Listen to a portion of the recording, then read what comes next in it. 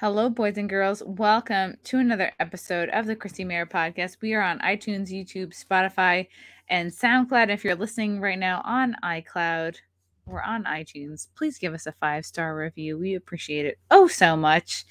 I've got some stand-up dates coming up. I'm so excited to share with you. This September 10th and 11th, I will be with the comedians of the compound. We'll be performing in Las Vegas, Nevada, at the Comedy Works.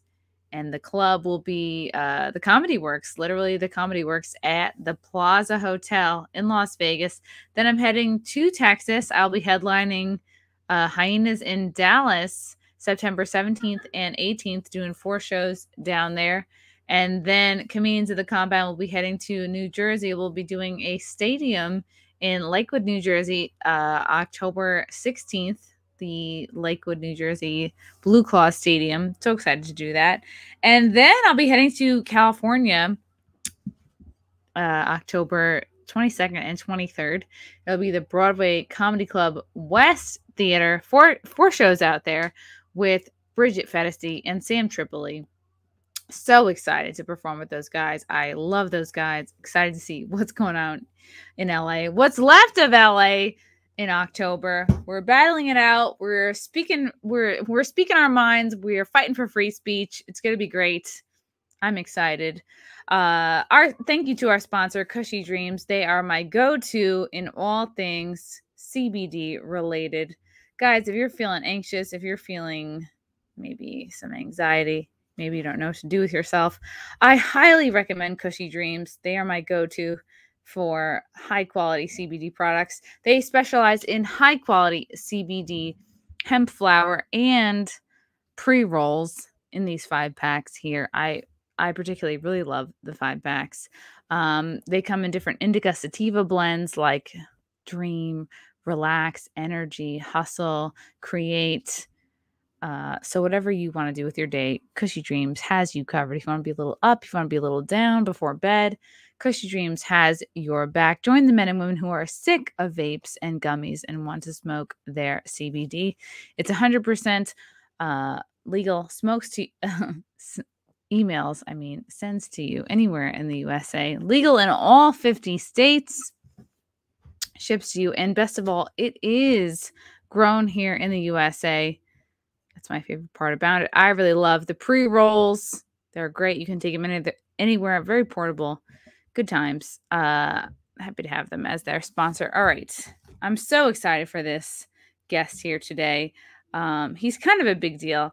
I've seen him at a couple of secret shows. He is the 15th in the world speed eater. Of all the people in the world, he's 15th ranked. Number 1 in Pennsylvania. He has performed at the Nathan's hot dog eating contest. He's basically like an Olympic athlete. I don't know if he considers himself as such, but he's a big fucking deal. So happy to have him with me today, joining the podcast. George Chiger, how are you, buddy? I am doing awesome. It's great to see you. Thank you for having me on. I am so happy to have you. You are the very first competitive eater of any sort that I've talked to on the podcast. So just feel special in that, I've been with some people that, you're sad, you eat on a Friday night, maybe a Saturday night, but and I met you at one of the secret shows. I'm just so enamored. I'm so fascinated with everything about you. How do you prepare? How do you prepare for this sort of a thing? How did you get into it? I think I want to know, how did you first realize hey, I have a skill and a knack for competitive eating? All right. Well, we'll start back in the day. It was probably 2010. I was standing in the cable line waiting to pay my bill. And there was this young woman in front of me, tiny. She was all in the yoga pants and, workout gear. And she was telling the girls how she was going to go back to Coney Island, that she qualified with 15 hot dogs and buns to go back to, compete. And I kind of chuckled, and she turned right around and called me out. She's like, "Big boy, I can eat more hot dogs than you. You should come to practice with me. And, if you think you could eat more hot dogs than me." And I'm like, "Yeah, okay, lady, it's kind of crazy, eating hot dogs and buns and blah, blah, blah." But I kept running to her around town. And she finally talked me into going to, you know, the gym to try to, you know, practice with her. And I became her sparring partner for years, practicing because I'm good at this. I have a knack. I could eat, you know, at the time it was like 17 or 18 hot dogs in 10 minutes and buns. And it just, you know, she's like, you're good at this. You should try to qualify. And I kind of chuckled about it. I'm like, these guys are eating like 40, 50 hot dogs at the time. And I'm like, no, I don't really see myself getting to be able to eat more hot dogs than that. And so I just became her sparring partner and trained with her and pushed her, you know, during hot dog season to better herself. When is hot dog season? So hot dog season starts in April for us, and it goes to July 4th, obviously. So, you know, it's 3 months out. That's what she, you know, decided that works for her, that she needs 3 months of prep and training to practice to better herself. And that's really the qualifying time, because there's, you know, qualifiers all, you know, regional qualifiers all over the United States. And that's really the when there's the most of them during the year. They go from, you know, August to July, but, you know, they're really, you know, when they have them, that's when they're having the most of them. So during hot dog season, so everyone prepares for 4th of July. So you met a woman who inspired you to become a competitive eater. Who is this woman? Where did you meet her exactly? And how did she know about this world of competitive eating? And she was like, how did she convince you to join? So, you know, we met in the Poconos, Northeast PA. And, you know, I think she just happened to, you know, she has a large appetite. Her friends said, hey, you should try to do this hot dog thing. They talked her into it. Then she met some other competitive eaters that helped her and took her under their wing as, you know, her mentor. And, you know, Laurel Marie, she's awesome. She's been doing this for 11 years now. She's competed at Nathan's for, I think she's 11 years in at Nathan's eating every year, finishing 3rd place, 2nd place, you know, doing really great numbers and doing a lot for the sport for women. As you know, as a competitive eater, I think she's currently ranked 30th in the world. And, you know, she just kind of talked me into it, finally convincing me to go to like a Pocono qualifier back in, like, this is like 2015. I went to the qualifier, and, you know, the MC, the famous guy wearing the straw hat, George Shea, he's up there and he's spitting his, you know, MC like, you know, our friend Larry does. You know, it just gets out there, gets loud, gets the crowd hyped. And, you know, he's going on about this guy that works at the mall, and he's at Build-A-Bear part-time and Casual XL, and, you know, he's in the food court, and, you know, and I'm like, man, who's this guy? And then, of course, it's, you know, George Chiger from Pocono Pines. And I'm like, what? That's me. And I ran out there, and, you know, the crowd went crazy, and I got hooked. And then I finished 2nd place, I think, with like 17 hot dogs and buns. It was probably the worst hot dogs I ever had in my life. You know, I remember them tasting like erasers, chewing on erasers. Probably the scar So probably would be this was your better first to chew competitive eating contest where experience. you had 17 hot dogs, and you Yep. didn't know how to train for this. You just were like, I am just fucking good at throwing these hot dogs back. I have an idea. Like, I had an idea going into it. I was training a little harder, practicing. You know, like I said, we have hot dog season. So hot dog season, during that time, we'll get together once, twice a week and set up, you know, 40, 50 hot dogs. And we try to increase our numbers every week. And we try to increase, you know, our speed and our, you know, work on techniques. And, you know, since then, I'm eating 40 plus hot dogs and buns in practice because of, you know, my techniques and speed and, you know, learning things over the last 7 years, 8 years, really pushed myself further to become one of the top contenders in the sport. And you did mention, I don't consider myself an Olympic athlete, but, you know, Nathan's famous hot dog eating contest would be, you know, our Super Bowl or our Olympics in the sport. And I do consider myself one of the best, you know, eating athletes in the world. Yeah.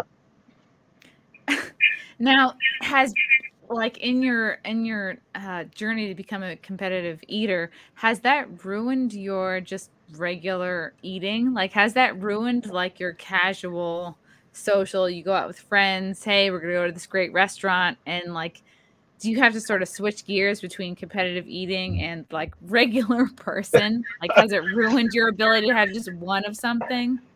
No, not at all, because I'm a foodie. I'm usually the last person eating at the table because I'm just bullshitting about life and enjoying the meal.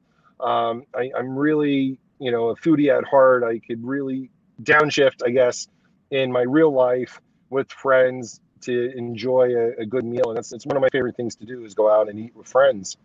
So I started a web page about it, Chiger Eats, and then I will follow my contacts and calendar dates and everything. But like on Facebook, we have Chiger Eats with friends, and it's just, I love posting food with friends I'm out and about with, or what you're eating tonight, and we talk about we get conversation about meals, what we're cooking at home, what we got at the steakhouse we're at tonight, or the seafood house, whatever. It's just great talking about food and taking your time and enjoying it, on top of my speed eating, which I eat pounds of food in minutes, which is crazy, but that's what I do.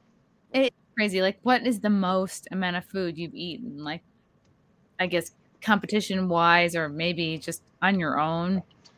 Food challenge wise, I've done like 16 pounds of gyros. There's this famous gyro place out in what is it? It's in Ohio. Cleveland? No, it's green. It's just this little town. I want to say it's like Greenville, or I can't think. I'm drawing a blank right now. It's funny, but it's Southside 6 gyro place. It's a little mom and pop gyro, like 6-pack store, and they have it's supposed to be a 12-pound challenge. It's supposed to be 6 2-pound gyros, but you weigh the gyros, they're 2.5 to 2 3/4 pounds. So you do the math, you're 15, 16 pounds. You get 1 hour and 6 minutes to do it. I am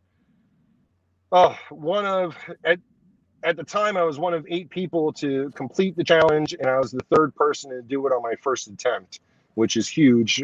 Since me, I think only one other person's completed it, but I'm proud to say that I ate 16 pounds of gyros, or 15 and change of gyros in the hour to win, because that was tough. That was one of the hardest food challenges I've ever done. But if you go into my records, you can look at, Nathan's this year was 32 hot dogs and buns in 10 minutes. I finished 7th place. I've ate 14 pounds of strawberry shortcake.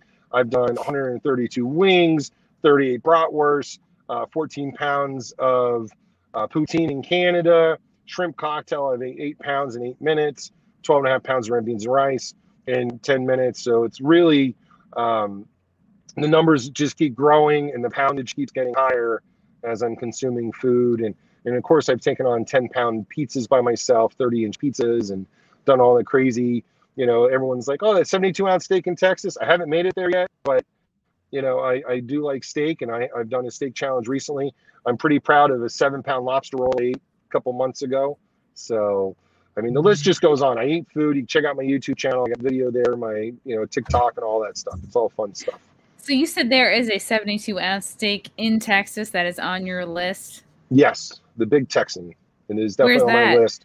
It's Western Texans. I'm not quite sure what exact town is.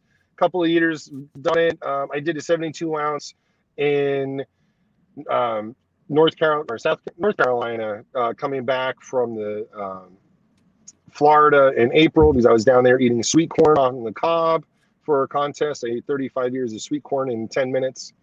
Or I guess 12 minutes, the contest, for 4th place. So, all right, I'm going to go to these super chats. To Jim Alaska. Hail Chrissie Mayr's boobs. Wow. All right. Thank you. Let's keep it professional. All right. We got a lot. I am like so...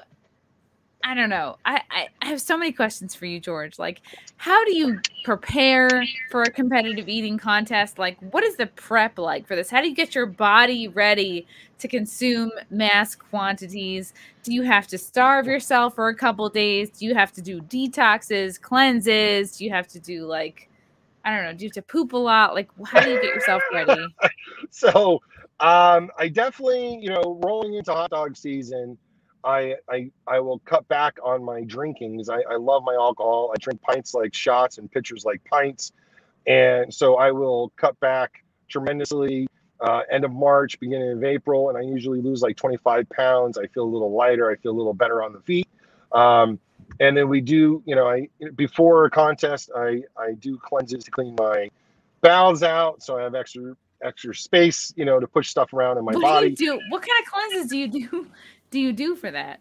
I mean, I go to liquid diets, 48 hours out, sometimes 3 days out, just trying to bring in, calories so I can survive. But, you just want to keep yourself clean. So I do eat large salads on a daily basis, because I think that roughish really cleans you out good. So I'm a salad guy. I do like salads. But like every day we do this water training and to stretch your stomach. And every day I try to drink a little bit more water in a very short period of time to stretch my stomach. So per se, maybe when I started, I was about 60 ounces. I felt that my stomach held. Now I'm well over 300 plus ounces. So we're talking that's almost two gallons. And I can drink that, in less than 5 minutes. What? So you can drink 2 gallons of water in less than 5 minutes. And that's how you train your stomach to get bigger. Yeah, you stretch it just like a balloon. Water because it's inexpensive. Or I go to the buffet and sit down and eat, like you said, 15, 16 pounds of food. Me and my friend Bob Shout, he's not a competitive eater. The last time we got together, we went to a Chinese buffet pre-COVID and we sat down. I think we ate 28 pounds of food between the two of us in, 2 hours. And they were definitely happy to watch us leave, because we could just sit down and eat poundage of food. And then you use that to stretch, food, your grapes. I love sitting down eating grapes, all this stuff. But, I could tell you I could eat 10 pounds of salad every day for lunch. It's very expensive. But to stretch, we call it water training. It's all about just chugging large quantities of liquid in a very short period of time. Stretch your stomach like a balloon. And when you go out to eat and do you tell the people that like the wait staff, like, hey, we're competitive eaters, like it's going to get weird. Do you tip them extra? Do you let them know what you're there to do? Do you give them any kind of a heads up? It depends what I'm doing, if it's a challenge or not. But I mean, usually I have a camera crew or I'm busting out a bunch of cameras to film. We don't want to miss the opportunity for content. So we film a lot of stuff. I definitely take care of my waitresses and waiters everywhere I go because, it's definitely, I usually eat for free because I win the meal for free, but I still take care of, my waitresses and waiters. And then, when I do like a Chinese buffet or whatever, I love eating like the sashimi and sushi off the buffet. And I usually get some nasty looks until I throw a 20 in the tip jar and they kind of let me go. But management usually comes over. They'll charge me dinner prices if I'm there for lunch. Vice versa, they're like, oh, you got to go. It's time for you to leave. But, I definitely always try to take care of the wait staff. And I suggest everyone should try to take care of the wait staff, wherever you go. Because you're out there, you want the service. You're paying for the service. That's why you're out eating.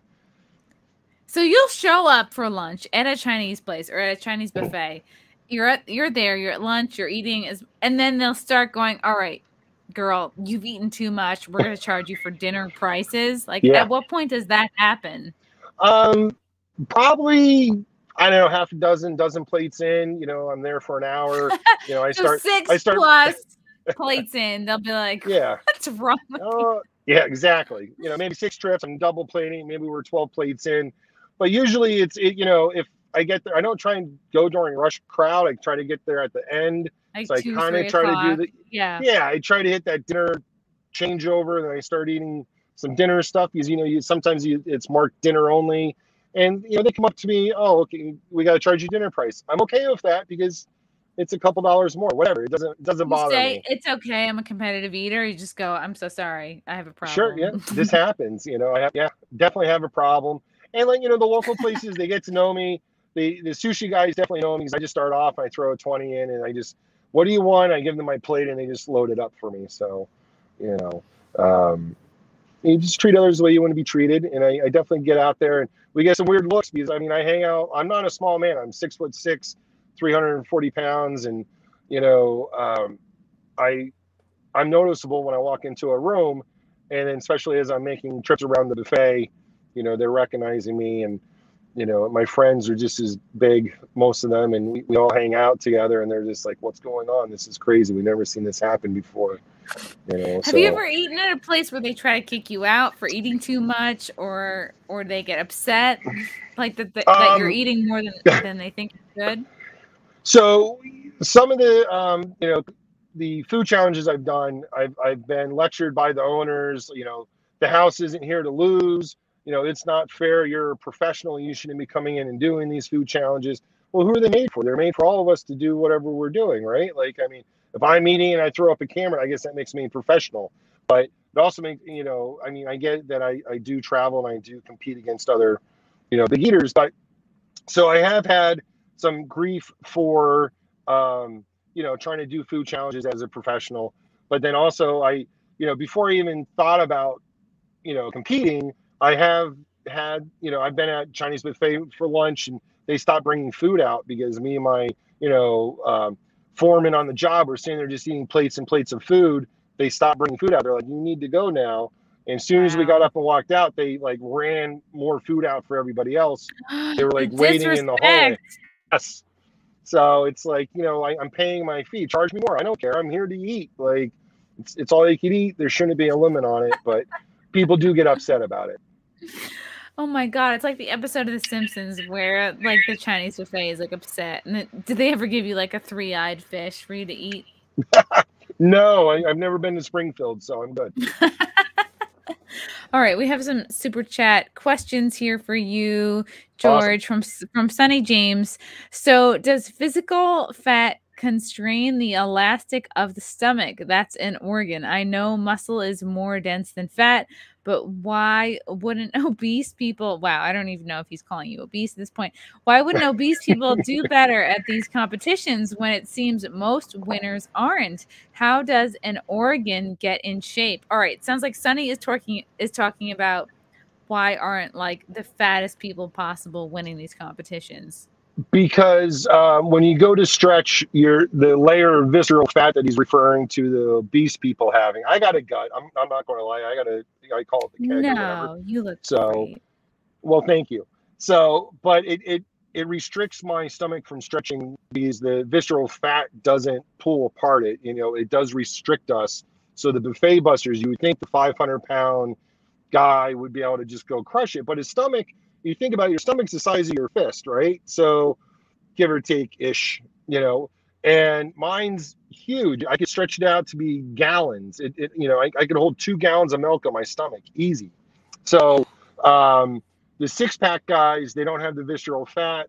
It's easier for everybody that has the 6-pack or the 12-pack to stretch because they're muscles, but your body is made to stretch and give. And that, it allows you to go. So my goal is to lose my visceral fat gut. And, the guys are nervous. The top eaters, Jeff, he's 5'7". He's a power lifter, great shape. He's able to stretch his stomach a lot because, he doesn't have the visceral fat to retain it. So, yes, great question. Yes, you'd think the buffet guys, and that's the way it used to be. The buffet busters and all the big guys were great at eating 20, 25 hot dogs naturally. Like I was able to eat 20 hot dogs naturally when I first got into it, but I've done a lot of training to double my capacity and just move forward. So yes, the skinnier you are, easier it is. Michelle Lesko won this year. I don't think she's 5 foot tall, 105 pounds, and she did great. She ate 31 hot dogs and buns in 10 minutes for the women, and it's amazing to eat with her. There's a video of her and myself eating I think it's an 11 or 13 pound. I think it was a 13-pound pizza prior to cooking, and we crushed it in 10, 12 minutes when we, ate together. And she beats me in a lot of competitions, and she's half my size, third of my size, really. How? Because her stomach capacity is bigger. She's able to stretch her stomach. She's able to eat faster. She has better technique on swallowing the food, getting it down. Some of the food, a lot of the food we do. We look at it, it's technique or capacity. So you need capacity or you need to be able to do the technique to consume the food, or it's both. Hot dogs are both because it's capacity and technique. We're doing wings next month at Buffalo. It's not a capacity. It's all about technique on how to eat the wings that, get the meat off the bone. So, are there any foods that are more capacity than technique, or more technique than capacity? Like you said, hot dogs are both, because I imagine like the buns part is technique, and the dogs themselves are capacity because they're dense and they're more. definitely. Meat. So yeah, well, the hot dogs are a technique too, because you got to be able to eat the hot dogs quick. The buns are definitely technique and capacity, because the liquid, how are you going to eat that bun quicker, etc. So that food is a very technique and capacity. But red beans and rice, it's just a bowl of rice and red beans. That's all about capacity. It's all about speed to get it in, how much you can take in. We used to do chili, same corn. Corn's technique over capacity, because you got to be able to get the corn off the cob. I thought I had a great technique, to go there. I'm like, I've been eating corn my whole life. I don't need to practice for this. And I finished fourth with 35 years of corn. To the top place was 57 years of corn. So you ate 35 years of corn? Yes, in 12 minutes this year. How? Do you just go like, or do you like slice it off with a knife? No, you don't got no time for knives. It definitely. I did the toilet paper roll. So as I spun it as I went down, and I thought that was the way to go. So you could do the typewriter, you go back and forth, or you could do the toilet paper roll as you spin it. And then they got the Florida rake. I think you take the corn, you rake it across the bottom of your teeth, and then they got the Florida stripper, and you pull it up across your top teeth, and it pulls the corn off also. Wow, so there's like at least 4 ways to competitively eat corn on the cob. Yes, definitely 4 ways. But it just depends. And then, they do crawdads. That's not that's technique over capacity. Oysters is, I think it's kind of both, because my buddy has the record at like 46 dozen oysters in 10 minutes. 46 dozen? So that's 46 times 12? That's what? How many? 500 plus oysters. You know Golf someone oysters. who can eat 500 oysters? Is he so horny after minutes. this?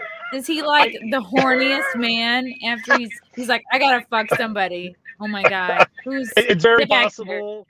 I don't really talk to him about his horniness, but definitely, he's a young guy, and I'm sure he's trying to get it in after he eats 500 oysters. Yes, if you've had 500 oysters, you're gonna bang everybody in a 20-foot radius.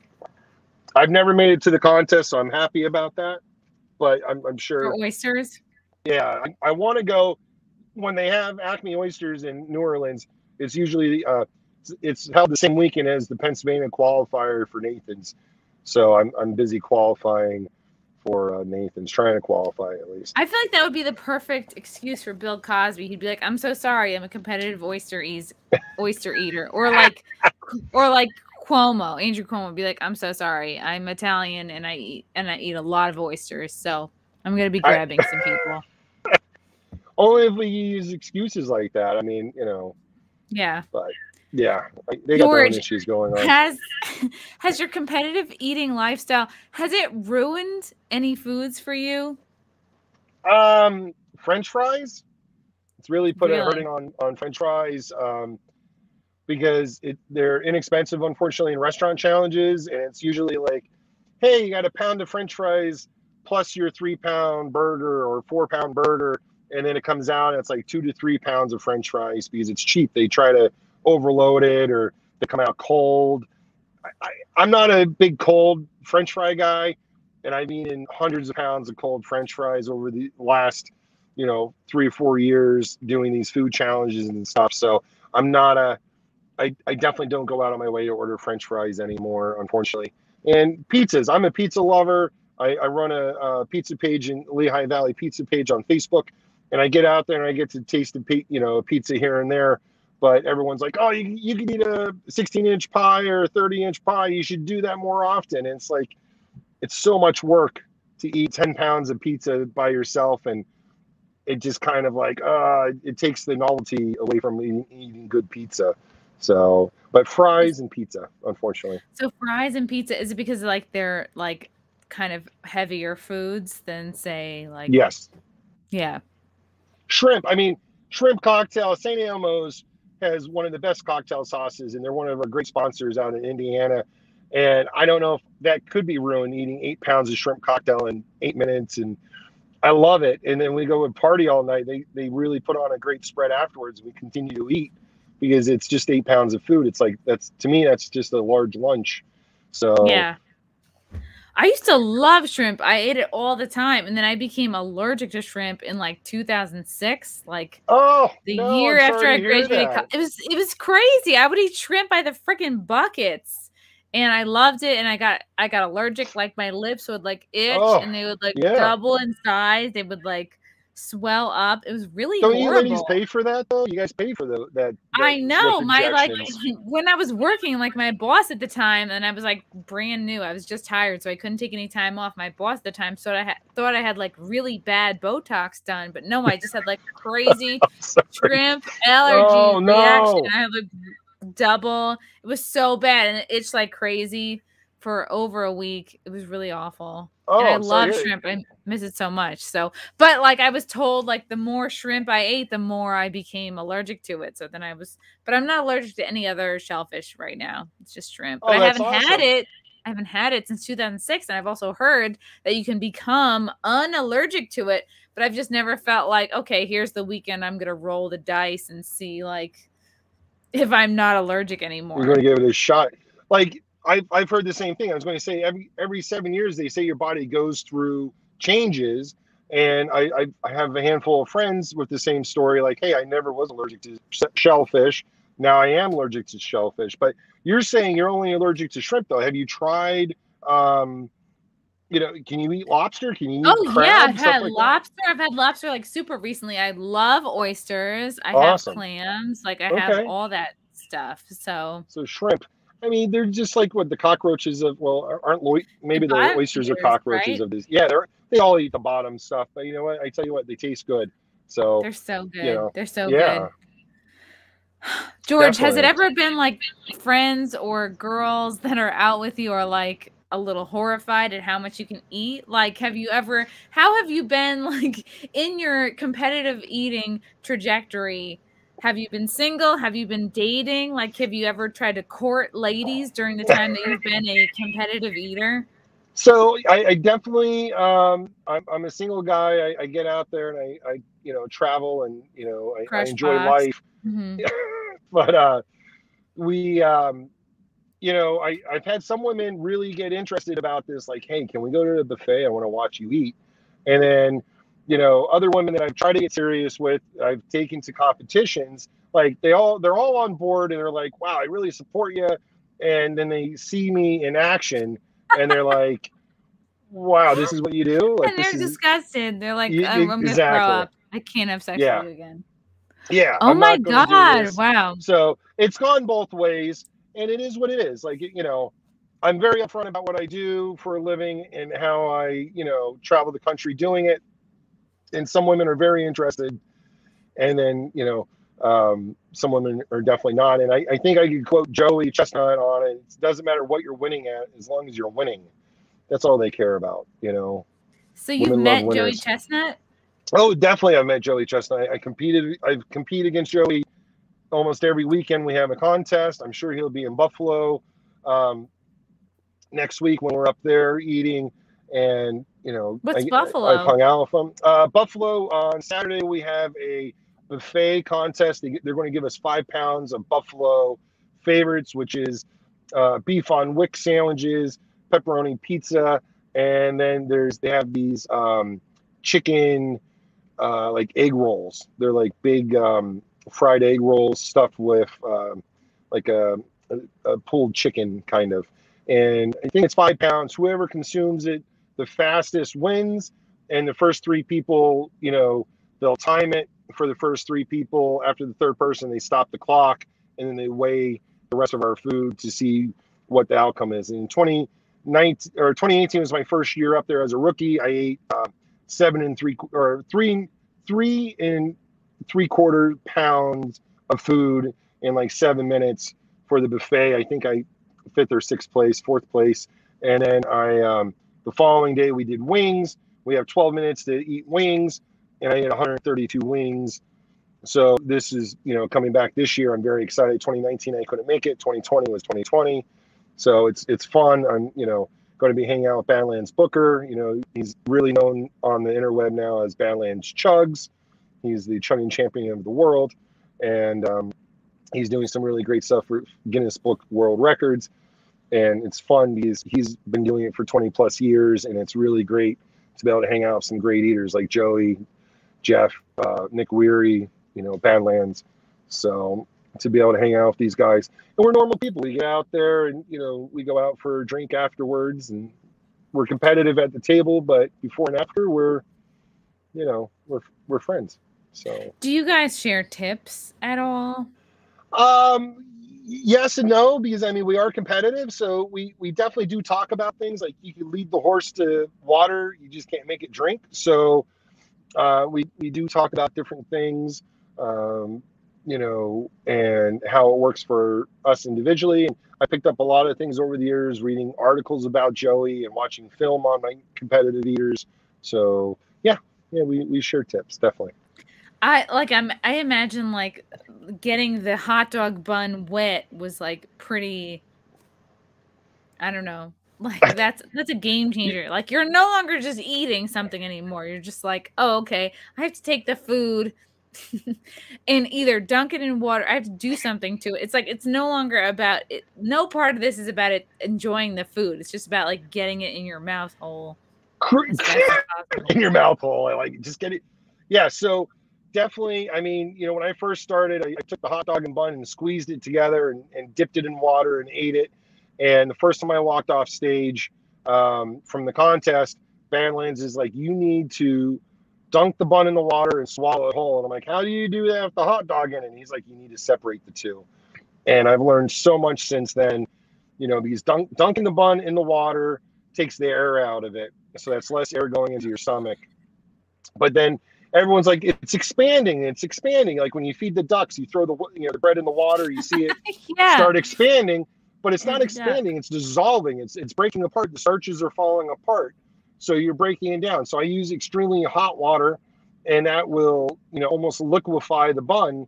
So I'm just eating like mush. And I use that mush to wash the buns down. And it's not a great taste. Our Nathan's hot dogs, they're the best hot dogs out there. They taste great. I love them with, spicy mustard, chili, and cheese on them, and raw onions. But you're eating 40 plain hot dogs and 40 soaking wet buns. It's rough. And, we use different flavors. We call them flavor changers because the body starts to fight you on the flavor. So I use like fruit punch and iced tea, and some people use soda. So different kinds of drinks help you eat more food. Definitely. Yeah. Because it changes that, it breaks that, the flavor up, even with shrimp cocktail. I love shrimp. I love cocktail sauce, but at a certain point, there's way too much of it. I ate a 7-pound lobster roll. 2 minutes into it, I'm like, this is the best lobster roll I ever had. And then the next 15 minutes, I was struggling eating it because it's just your body's like, stop doing what you're doing. So there's a lot of mental with this competitive eating. So also, your body gets bored of it, and you have to keep like confusing yourself. Yes, yeah, you have to trick your mind to force yourself to consume large quantities of food, because 5 minutes in, like your brain's talking in the stomach, like, oh, there's something wrong here. You need to stop. And you got to fight through that. It's really a lot of mental. I really need to get into yoga more and work on my breathing and relaxation. This year for, Coney Island, I was in my zone and I got thrown off because I had some issues with having my water at the table ready for me. And that kind of got mentally stressing me out before the contest. And I think I could have had higher numbers if I didn't have to deal with that stress. But maybe it helped me to get to my personal best at Coney this year. But even like as I'm watching the plates move in front of me as I'm consuming food, it throws me off if our hot dog, people aren't bringing us enough hot dogs. Like, where's my next plate? I'm thinking about that. I'm thinking about, repetition and being, efficient and consistent. And there's a lot going on in this sport. Like, it's tough at times. It's really mental, I think, over anything. So you get like anxious, like you're eating and you're like, where's the next plate? Like it's not going to be here fast enough in time where this plate is empty. Yeah, like it's going to mess up your rhythm. Sure, it's going to throw my rhythm off because, like, you know, I have a rhythm. I take 2 hot dogs and 1 bun, and I'm eating the 2 hot dogs, and halfway through I go to the bun. It's muscle memory. I during hot dog season, I really consume 500 to 600 hot dogs between qualifiers and practices in the 3 months, and it really throws you off if you're not prepping. Like, you know, it's like, where's my next plate? Like, oh, this one's too far away. I got to pull that closer to me. It's gone. I've had other competitors throw me plates of hot dogs at the end of the contest because they only brought me X amount, and I know I could eat more. So I'm like yelling for hot dogs. I yelled for hot dogs this year, you know, because I knew I was running out. Wow. So they were not on point this year, it sounds like. I'm not going to, the staff does a great job, but sometimes they fall behind, you know, because I'm not Joey Chestnut. I'm not the top ranked guy eating 75 plus hot dogs. I'm eating 30 plus hot dogs. And so I might be a little dog in the hot dog world, but in, you know, overall for the contest, I'm really up there. So it sounds like they kind of like are just looking and prioritizing servicing him, kind of like making sure he has enough, but it sounds almost like, okay, they think who's going to win, and they kind of almost ignore or deprioritize everybody else. In a way, I suppose that's the way to look at it. You know, they've got in trouble for giving us too many hot dogs at a time because it throws the counters off. The judges can't see what's going on. So, I mean, they've been doing this for many years, and every year I'm sure there's something that goes wrong a little bit for one of us or two of us. But it's happened to the top guys. You know, Carmen back in 2018, he was right there. His counter didn't see all the food that he was consuming, so his numbers were off on the count. Wow. So that mentally throws you off, but he knows what he has in front of him. And then as, you know, they were putting too many hot dogs in front of them, so the counters and the judges couldn't see. So they kind of try to lay back now. But I think at a certain point, they should give us X amount to start, and then they can add to it. Like, I've been at my qualifier, they gave me 30 hot dogs and never came back. And I ate 31 and a half. So I yelled, and my buddy next to me gave me a plate of his hot dogs. So I was able to continue to eat, you know, so I could increase my numbers. So yeah, it's mental. It definitely plays with your head because you got to stop. You're yelling at people to bring you stuff. So little Holy things. Crap. Yeah. Wow. This is amazing. It's like, I would feel like, and in the back of my head, I'm feeling like, I'm hearing my dad calling me fat. Like, that's what would be going through my head. Super chat from Ryan Davis. Compound Media, eye candy. Keep up the good work, Missy Chrissy. You are a rising star. Oh, shucks. Thank you so much. I feel like I did not miss. All right, what other super chats we have here? The Craig Lee Lawrence experience. People compete for everything. Keep healthy and win. All right. Well, that's a nice neutral. Thank you. I appreciate it. And I'll be honest with you. Like, I mean, I've lost 100 pounds since I got into the sport. What? My numbers are lowest they've ever been because I've changed my whole lifestyle doing this. Because simultaneously, when I met my mentor, who's your I had mentor? Laura Marie. Okay. Melee, and she's awesome. And at the same time, I was, you know, I'm adulting. I'm 40 plus years old today, but when I got into it, I was 30. It's your birthday today? No, not today. I'm just like right now. I'm in my 40s. So thank you. Like, you're so sweet. Happy birthday, March. Anyway. I'm a March baby. Thank you. So, but no, like, you know, I knew I needed to change lifestyles, and like as you're adulting, you're like, oh, I need to go for life insurance, all this stuff, and I've done that, and they're like, no, you fail. You don't pass. You don't get life insurance. You're not healthy. And I'm like, okay, well, I need to change that about my life. And simultaneously, I got into competitive eating. So I lost my 100 pounds to be healthier in life so I could get life insurance and I could live longer for myself and my family and blah, blah, blah, whatever. So, but it's actually helped me too, because, you know, I've lost the visceral fat. I'm losing weight. As I'm lighter, I feel that I can eat more, and life is just good, you know, to move forward and be healthier. And I feel better. And the doctors are, you know, my doctors just really look at me like, this is crazy. But as long as the numbers are good, they're happy, you know. So I go in, you know, I don't do it, you know, my annual checkup is like I go twice a year to go see my doctors, get all my blood work done, make sure everything's on par. And they love it. I've had a commercial driver's license, so I get my DOT physicals, and I wasn't passing them, 10 years ago, but now I could pass one in a heartbeat because I'm just, that much healthier. I'm just so much better. My body's doing much better. Do you have a wife and kids, George? No, I do not. I don't have a wife. I don't have kids. So are you I have trying a dog. to date? Okay, you have a dog. That's good. I'm sure your dog is like, yes, the more scraps you can throw me, the better. Have you tried to be dating at all during your competitive eating career? Well, yes, I have, dated, and it's very hard. And I'm coming to the point where I'm at, I don't really want to be dating. That's another distraction in my, goals to be in the top 5 eaters in the world, to take out Joey Chestnut and, be one of the top competitive eaters. Joey's beatable in many disciplines besides hot dogs, and he's been beat recently in other disciplines, and I feel I can get there. I'm chipping away. I took out the 5th ranked eater. I was tying with him quite a bit. I finally beat him in 2020 at the Red Beans and Rice, and I felt good about it. And I just need to keep chipping away, climbing that ladder, taking out competitors. And as we go further into the competitions, I know I'm doing better as time goes on. And I would like to say that I could sit down and have a real relationship, but I travel, I think, a little too much. 2018, 2019, I've done 30 plus competitions in 12 states, 2 countries.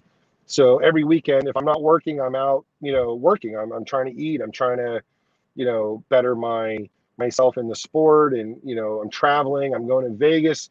I'll see you guys in Vegas at the show. September? Yes, Yay! and I'm excited, but I planned a whole week to be out there, and I'm going to eat, 2 to 3 competitive food challenges daily to get through to feed myself for free, but it's also content for my YouTube channel. But I'm just excited because I've never been to Vegas, so there's so much I'm going to take in a very short period of time. I don't think a week's long enough, but that's all I could get out there to do this year is a week. So you'll say, hey, I'm coming to Vegas. You'll call up places and they really will let you eat for free if you just put it on your social media and say, like, this is a competitive practice or something? Well, I mean, yes and no. So, like, a lot of them have, food challenges like Heart Attack Grill. You come in and eat our 8,000 calorie burger in X amount of minutes. It's free. I used to be 300 plus pound, 400 pounds. You can eat for free anyway if you're 350 pounds. But I know I got to go in there and speed eat. And, hopefully I can set a good record, a good time on something and get the meal for free. There's a lot of those, like the steak challenge. Hey, if you eat the steak in X amount of minutes, it's free. And that's what I do. I go around and eat those challenges to be able to eat for free. And then it's great footage for my, social media and my fans. So I'm excited, looking forward to that. And now I'm also, like you said, you call ahead. I am promoting restaurants. I am getting out there, promoting local restaurants. During 2020, I won the Luminaire Award for lockdown. For all my promotions I've done with local restaurants. I go out there and talk about the restaurants, and I'll set up my little chair, my table in the parking lot and discuss what's going on at the hot dog stand or the cheesesteak stand or the pizza place. So as I'm getting known in the social media world, I'm getting also paid to promote stuff. I'm getting free meals. It's fun. I'm getting, appearance fees and so forth and so on. I did a bachelorette party this summer.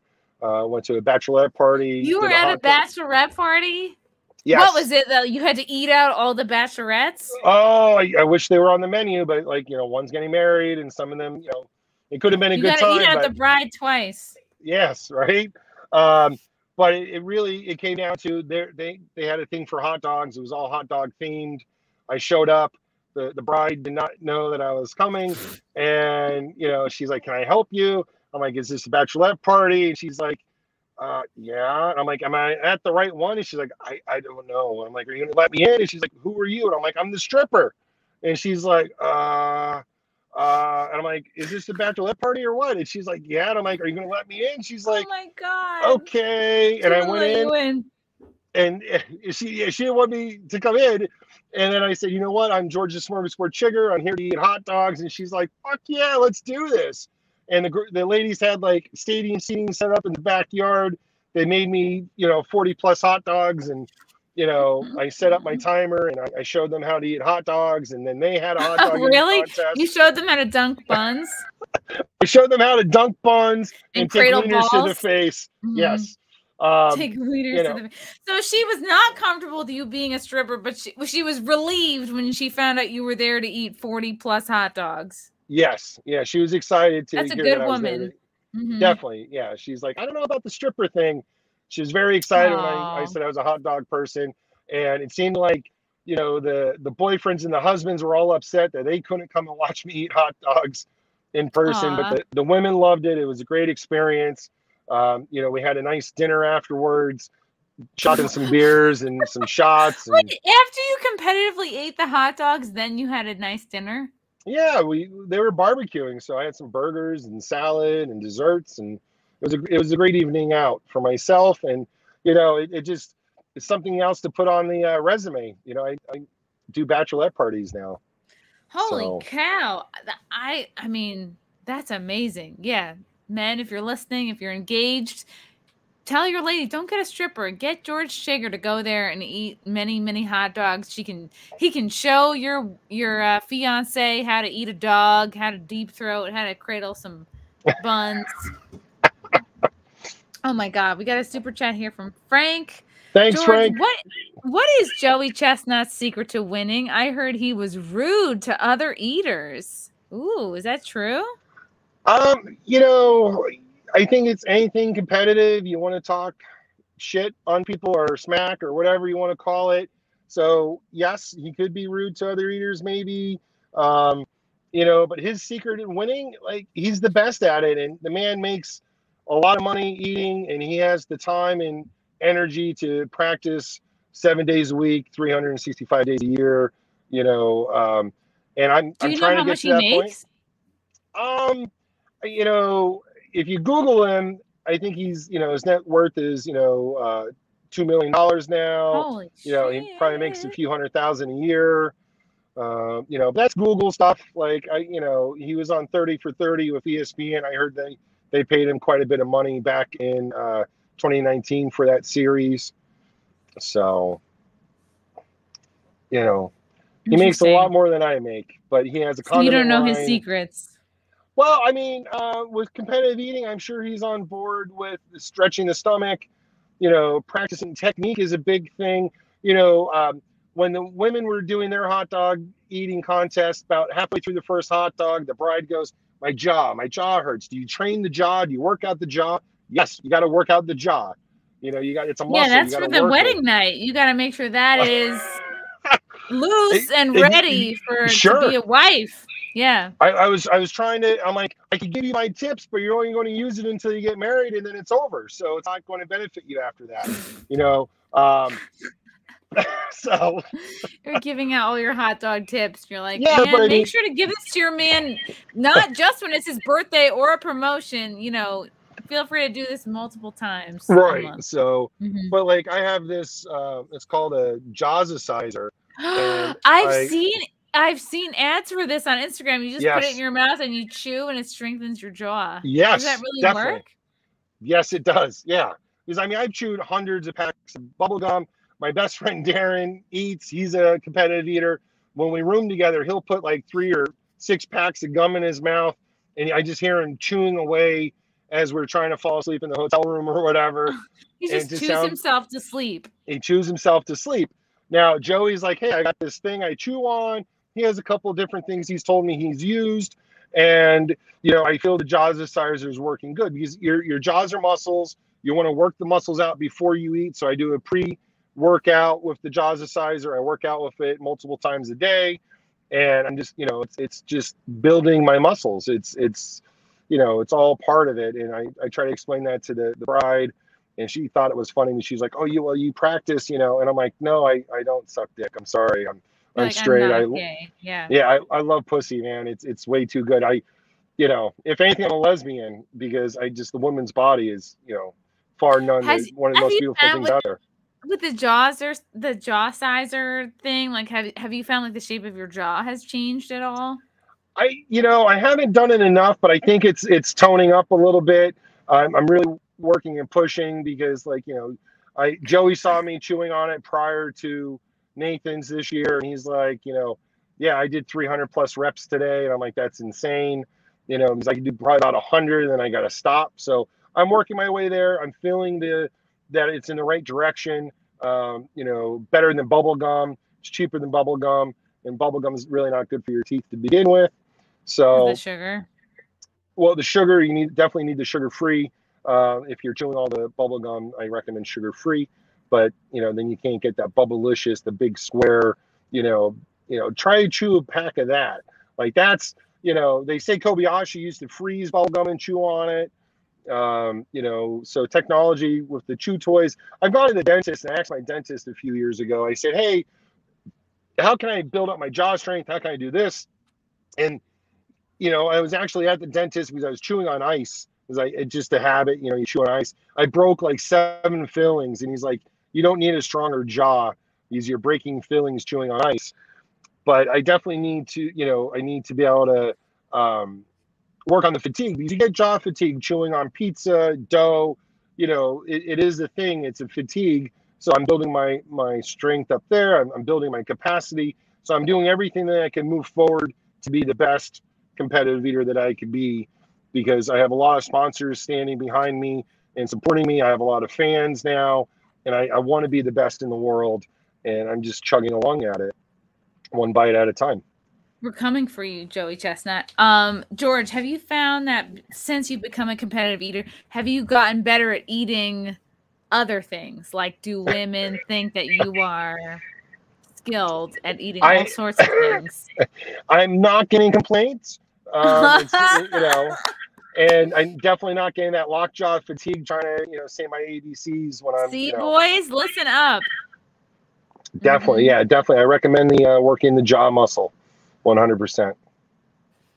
I'm a little turned on. Okay, super chat from David Carpenter. It seems eating that quantity of food is dangerous. Have you injured yourself or know someone who has hurt themselves competing? You hear stories of people injuring themselves. Maybe push themselves a little too hard. They might have pulled a muscle or something in their torso. So yes, it is possible. I haven't personally found anything that I've done to myself to injure myself. And unfortunately for amateurs, you do hear of amateur here and there through the news or whatever that chokes and passes away. So it is a dangerous undertaking. It's a dangerous sport because you can choke. Unfortunately, that does happen and it has happened. And but as a professional, I know the international sign that I'm choking. I know to be able to calm down. Unfortunately, in 2019, I choked on some riblets up in Minnesota at a rib eating contest, and it slowed me down. You choked on riblets? What did you do? Well, I just took a minute and cleared my throat. I had to swallow them whole, or you got to get them out. Like you gotta take a minute. And even with the hot dogs and buns and cake and all that stuff, you overstuff your mouth. It's very dangerous.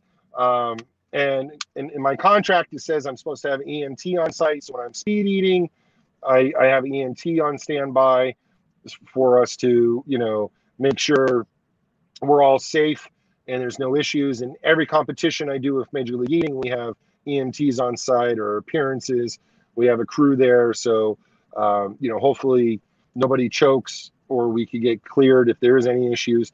Laurel Marie, she had an issue, I think, at Pork Roll one year. She needed, the Heimlich performed on her because she was choking. She had to walk off stage and do that. But, we're professionals. We do train for this.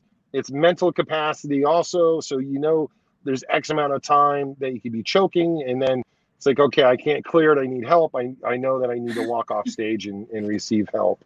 So great question, Dave. Wow. Have you ever been choking yourself and then been able to like clear it on your own? It almost sounds like you were able to like deal with it by yourself. Yes, I'm not going to lie. Almost every time I eat fast, I choke on something. I've had hot dogs in my nasal cavity.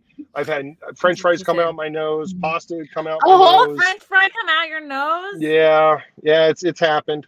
So there's a lot of Curly food or getting pushed regular? in. It's probably like a regular French fry. Not unfortunately, they don't give up too many curly fries in competition because that's never, They're fancy. Yeah. they're fancy. They cost more money. The seasoning would be awesome. I'm a huge fan of curly fries, but yeah, it happens unfortunately. But you just overstuff the mouth, and you have to calm down, and you have to work through that. So don't be such a pussy, everybody. If you're choking, it's possible you could just sort of get through it. Just calm down. What kinds of foods do you love to eat competitively that are fun or easy to eat competitively versus what kinds of foods are very difficult or that you hate to eat competitively?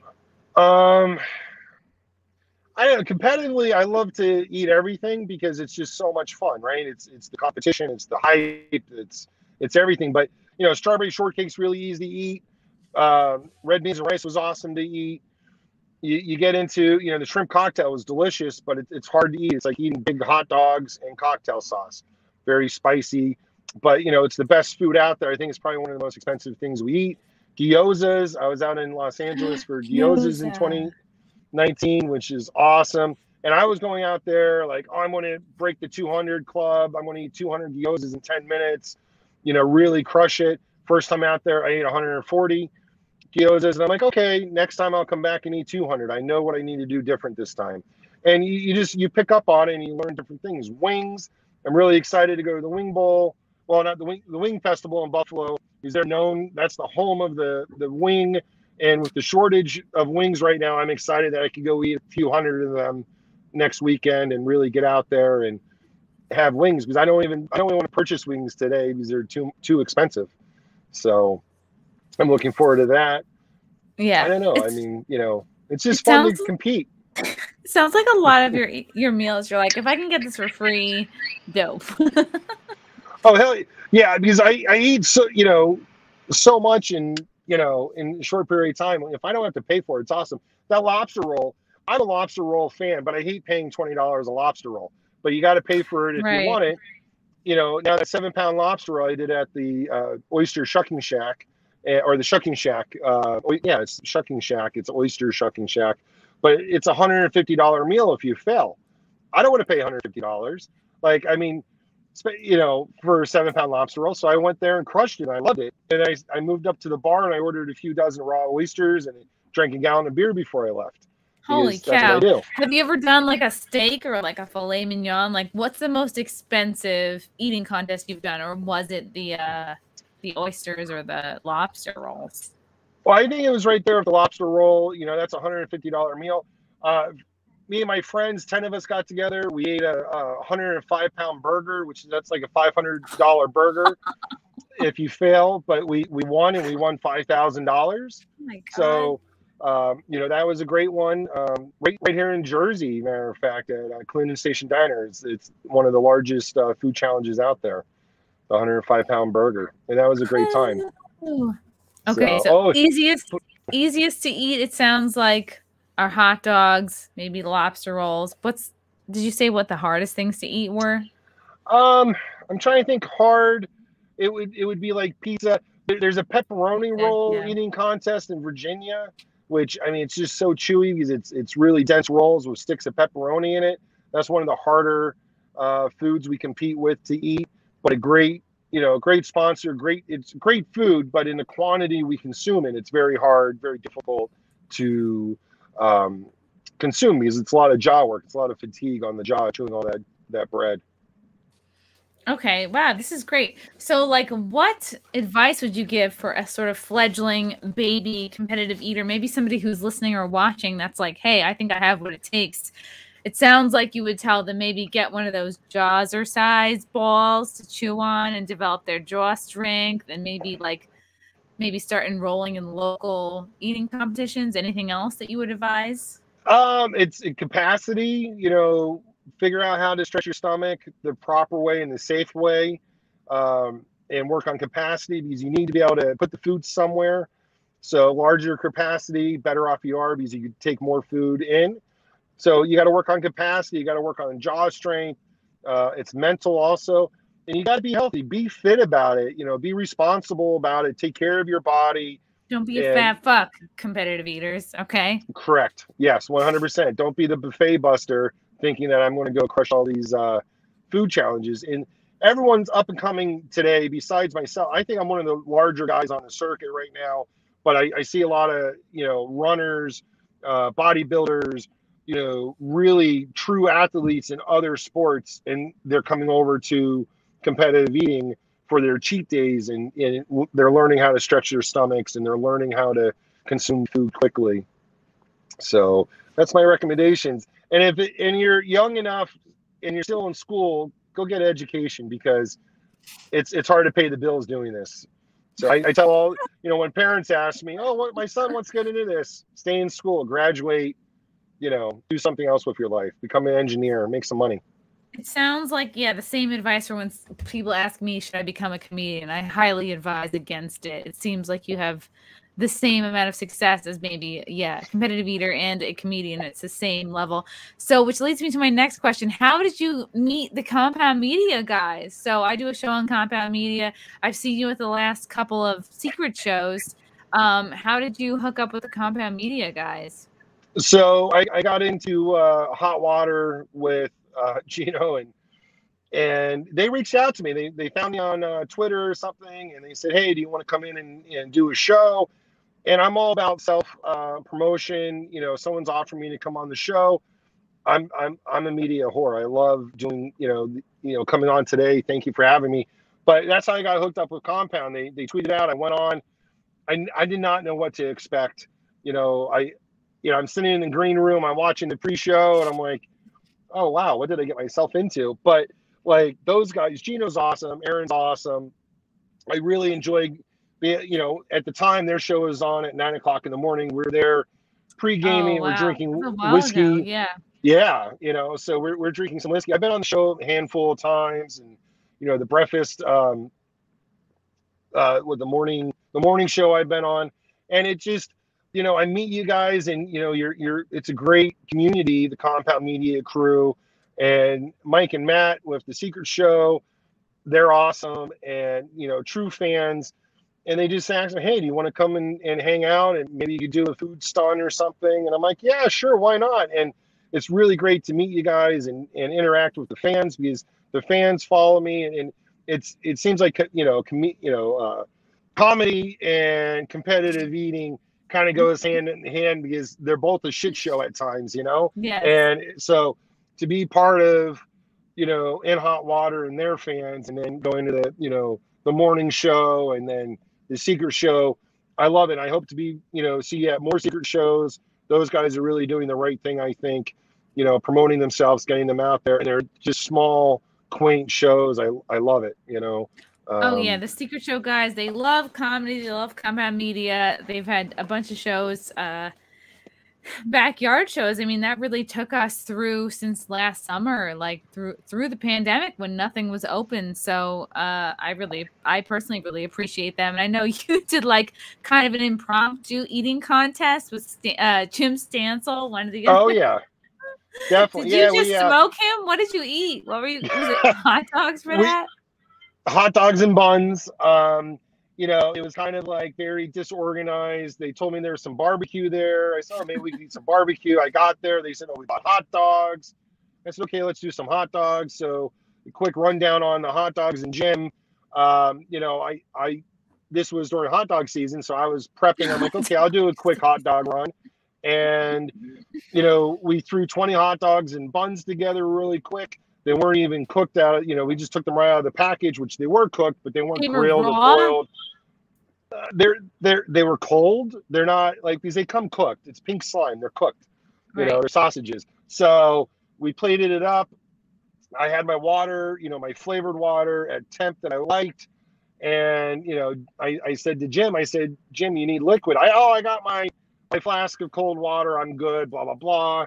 It's like, okay. And we start to eat, and Jim's like, oh, I need liquid. I said, well, help yourself. Take some of mine.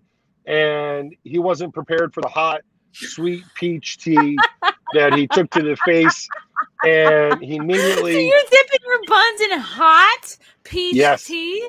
Yeah. Oh. So yeah, I mean, it's part of it. I'm used to it now, but Jim was not, and I just pulled away from Jim. I think we ate for 3 minutes, and I ended up consuming, like, he had 10 hot dogs, I had 10 hot dogs. I ate my 10 in a minute and a half. Then I moved on to his. I grabbed 5 of his, and then he was struggling with his first couple. So I think I ended up eating 17 hot dogs and buns in the 3 minutes to Jim's like 1.5 or 2, because he definitely, I'm pretty sure he reversed on stage with the hot water experience. He wasn't ready. Is that emasculating when you eat a man's hot dogs and buns when you just take them from his plate? I imagine it would be. I think so. When you're reaching across the table, you're consuming food from their side because you're done with yours. Yeah, I think it kind of, kicks them where, they don't want to be kicked. But, wow. It's part of it. And, I am ranked, 15th in the world with competitive eating. But hot dogs, 2018, 2019, I qualified 3rd and 4th in the world to go to Nathan's. And then, of course, this year, I finished 4th last year, but this year I finished 7th. But we had a good table of competitors, so I'm definitely climbing the ladder there in competitive hot dog eating, which I'm very excited about. But it's fun, and then people think they could outdrink me too. And the last show we shotgunned beers. I don't know if you ever shotgunned a beer, but yes, I of course I have. Yeah, so I shotgunned 10 White Claws. Oh my god! To Matt, and there was like 4 other people. Bobo was on stage. And I think they might have got 6 or 7 beers to my 10 in 2 minutes or something. We shot them all those beers. My God, didn't you get blacked out or anything? Like, no, it's just about a gallon of alcohol. I mean, I'm good. Like I said, I drink pints like shots and pitchers like pints. And when I'm hungover in the morning, everyone's like, "How many beers did you drink last night?" And it's gallons. The answer is gallons. So when I'm really tuned up. So like I said, I'm not a small man. I can handle my alcohol. So. What is your workout regime like? I call it cardio, but like the best I feel is, if I can have sex on a daily basis, that's my cardio workout. So sex to you is enough cardio for the day. Hear that, ladies? So. Mm-hmm. I think, I was explaining that at the bachelorette party. Ladies, work out with your men more often because it's good cardio. If you get it in a couple times a day, gets that heart beating and stuff. But I work physically, in the real world. I'm a blue collar worker. I get out there. I'm a physical worker. And I think that's really all you need to know. I'm not sucking dicks. Like, that you just get me being like, I love blue collar. Okay. Oh, I'm sorry. I thought you were taking like, you were going the wrong way. Maybe it looked like that was you. Like, you're like, this is. Yeah. So I know it looks very ambiguous. Sorry. Yeah, so I've worked hard most of my life. We got a super chat up here. Thank you. Super chat, yeah, from Sunny James. I sent a book suggestion to SC. I think you skipped it. Sun Tzu, The Art of Competitive Eating. I want credits in the forward if he steals the viral. If it goes Does that viral? Make sense? Does that make sense? Oh, viral. Maybe he means viral. Viral. I don't know. I can't forward steal the. I don't know. Well, thank you. We'll check out that the Art of Competitive Eating. I'll have to check that out. I'm not a big reader. I'm more hands-on, but yeah, I mean, I wish I say I could go to the gym every day and work out and do all that stuff, but I get up and I go work 12, 15 hours a day, 18 hours sometimes, physically work, and I just try to keep my cardio up. So I'm always looking for a cardio partner per se, because I'm not looking for a life partner anymore. Hear that, ladies? Yeah, just I do wear a size 18 shoe. I'm all proportioned. Ladies, my God, he wears an 18 shoe and let him work out on you. Let him competitively eat you, So. I'm turned on. I'm sorry, George. I am proud of you. I'm aroused. Where can people find you, follow you, maybe contribute buns? Is there a bun fund somewhere for you? Definitely, I'm across all the Venmo and PayPal, all that stuff. George Chiger, you guys can find me. I'm launching my webpage, chiggereats.com, here any day now. We're just fine tuning some of my sponsors, getting on there, some stuff. that we're working on. I've been promoting this for the last month. We were supposed to get it out for the 4th of July. Unfortunately, I've been dragging my feet with my sponsors building the page. But, you know, once that's launched, you guys will be able to have my full calendar where I'm going to be eating, preparing, hanging out, where I'm going to be supporting, you know, local businesses. So ChigerEats.com. You guys Google me, George Chiger. YouTube, I'm trying to grow my page there. TikTok, George Chiger. The Smorgasbord, you can guys find me. I'm across all the platforms, you know, and all you comedians really blowing up my Twitter, because I follow Twitter a little bit, but I'm trying to really figure out Twitter too. It's new to me. Like I'm 42 years old, so all the social media stuff's new to me. Being an influencer at 40 years old, it's kind of crazy, but I'm trying to make it easy. So ChigerEats.com, that's where to go. It's not up today, but it should be up tomorrow. So thank you. I love it. ChigerEats.com. Ladies, seriously, if you are single and looking to date a man who will not judge the amount you eat, I think George is your man. I feel like he's a good time. I feel like, again, that box eating factor is very intriguing to me. George, are you on any social media, or should they just go to ChigerEats.com? No. So yeah, I'm on Facebook, George Chiger. We got George the Smorgasbord Chiger on Facebook. Chiger Eats with Friends. It's a private group. Please join it. We talk about food every day. We're talking about what you're cooking in the kitchen, what you're purchasing from your favorite restaurant. You know, Twitter, it's George Chiger, or I think it's George Chiger. I mean, like I said, you can find me Instagram. It's George Chiger. We're out there. I'm trying to make it simple, so you can just go to ChigerEats.com. It should be up here in the next, you know, few days. But like I said, you know, you can find me across all the platforms. Last name's Chiger. Like I said Chiger. It's pronounced Chiger. Chiger with a C. The C word. Yes. Yep. The C word. CHIGER. 1 G. So Chiger with a hard R. George, love you. Appreciate you. So much fun. Thanks for coming on the pod. I'll see you at the next secret show, and keep those jaws strong. Definitely. Thank you for having me. Love you. Bye. Love you too. Bye.